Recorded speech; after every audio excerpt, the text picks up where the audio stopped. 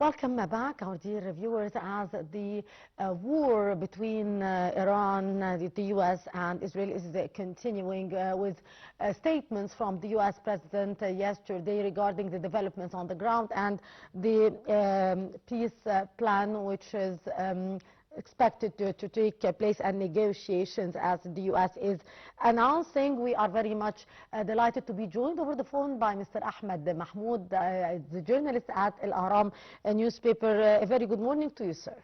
Good morning, ma'am. Good morning, sir.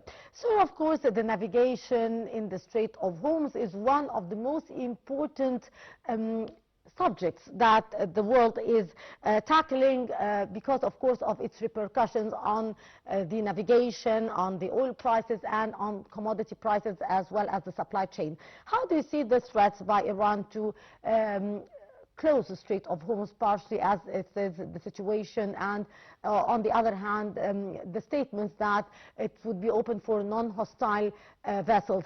So how do you see the situation on the ground regarding this very important waterway? Well, I believe that Iran does not feel or trust the U.S.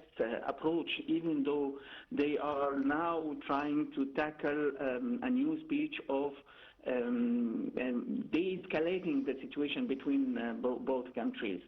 And I believe that that what made actually Iran take the decision to close the Hormuz. To close the Strait of Hormuz, because it took a resistance perspective move against this maximum power campaign. And I believe that this situation will remain unclear until things is cleared out by the movement of this campaign is going around the situation. Yes. Mr. Ahmed, of course, we are seeing very contradictory statements from the sides of the conflict. We have heard the U.S. president saying that there are negotiations on the table regarding the ceasefire, and there are negotiations with the Iranians, and we have seen, of course, invitations from Pakistan to host the talks. On the other hand, we have seen the Iranians saying that the U.S. is negotiating with itself. So how do you see this very conflicting statements from both sides? I think Iran is speaking the truth about the situation, and I think the declaration of the U.S. about reholding again the negotiation with Iran is mostly is a communication way to regain again the support of the Western powers, like exactly Europe especially, because there have been so many critical declarations from European leaders against the move of the USA, which made them also withdraw or maybe hesitate to continue their support to the U.S. in terms of NATO policies.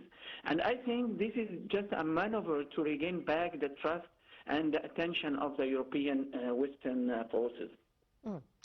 Mr. Mahmoud, of course, the war in the region is having severe repercussions on the energy prices, since the Strait of Hormuz is usually witnessing the passing of almost 20% of the LNG, the liquefied gas, as well as the energy. So how do you see the repercussion on the economy and the oil and energy prices? Well, we can call this the end of the era of stable Western energy prices.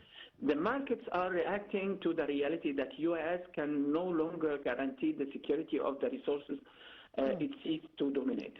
We are seeing a shift where energy becomes a tool of liberation of the East and source of crippling inflation for the imperialist centers in Europe and North America. And I think this situation will continue for some time from now on. Yes. So we have, as I've mentioned, statements from the Iranians that the Strait of Hormuz would be open for non-hostile oil vessels. Do we expect here to witness some positive reactions and some positive repercussions after the statement, or yet we do not trust these statements and the repercussions would remain negative on the prices of oil and energy, as well as, of course, the commodities and the supply chain? Well, I think all the world, not only Iran or the members of this conflict in the region, are hoping that there will be a resolve soon for this crisis. But in fact, and what we are following also from the news, that there are military movements from the U.S. troops going in the direction of the Gulf area, and these troops can form a way of a strategic attack on the land. This is what makes things are not clear and not trustable from the U.S. Approach. And I think that will make Iran always attentive to wait and to see what's happening on the ground for real, not for just talks. Because it happened from the USA also before in other occasions to declare that they are going to hold negotiations, but what happened is there were strikes. So if this situation is different now, this is the real question about the situation. Indeed. Mr. Ahmed Mahmoud, our journalist at Al-Ahram newspaper, always a pleasure to listen to your precious input, sir. Thank you so much and have a very good day.